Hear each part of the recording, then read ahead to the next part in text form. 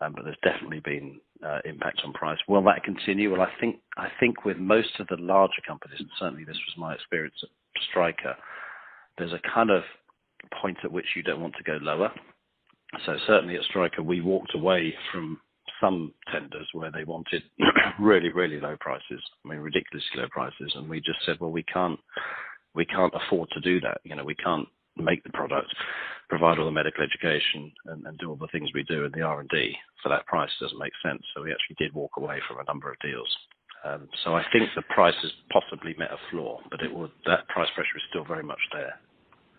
And how intense is the price pressure? I mean, percentage-wise, annually, however you want to look at it. I mean, if you have, I don't know how you sort of thought about it. Is it kind of different level of price pressure in different channels, in different countries, in different product types?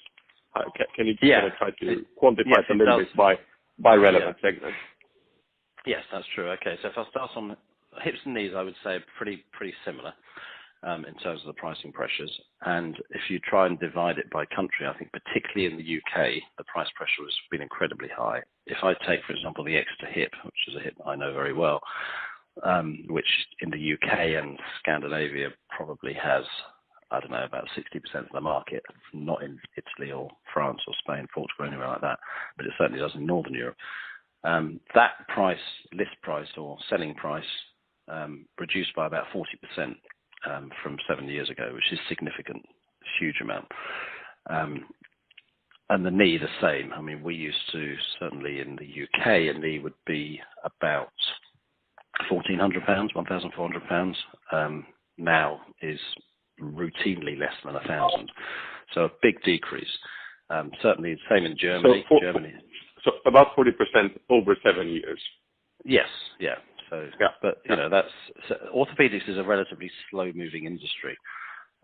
So 7 years is a long time, but on the other hand, in terms of getting clinical results for a device that stays in situ for 30 years in the patient, it's not a long time. So certainly, and I think particularly I would also argue that in Germany, the price reduction was earlier, much earlier. They had significant price impact, and in some countries. I know this briefs many about Europe, but for example, in Australia, in the last 2-3 years, there's been 2 central government interventions to say the implant price will reduce by X percent, like a statutory requirement that implant prices will reduce. So not even a competitive, natural market correction, an actual government decree to say you will reduce your prices. So quite significant decreases. But as I say, Australia used to have one of the highest ASPs. Yeah, absolutely. Yeah, they did. And I think there was a natural, because of it's just markets in action. An awful lot of particularly UK NHS people emigrated to Australia, and of course, as soon as they get there and realise that they're working in a different environment, they would say, "Hey, back at home in the UK, we only pay this for this product." And of course, the government would then say, "Well, that's outrageous." So it was very high. But then the argument would be that it's a relatively small market in terms of numbers. It's much further away, a lot more cost to go into market there, etc. Yeah, and so if you think about the European markets, you said that kind of a standard hip has gone from 1,400 to knee, standard knee offered. Sorry, standard knee routinely to under £1,000 selling price from the manufacturer. And what does that kind of translate? What about France and Germany? Where are the ASPs? Are they roughly in line, or? I would say Germany is lower, and I think France is probably roughly in line. France is a little bit different because there is still, although they started out with TIPS, which was their kind of national pricing framework, and then moved on to different kinds of frameworks.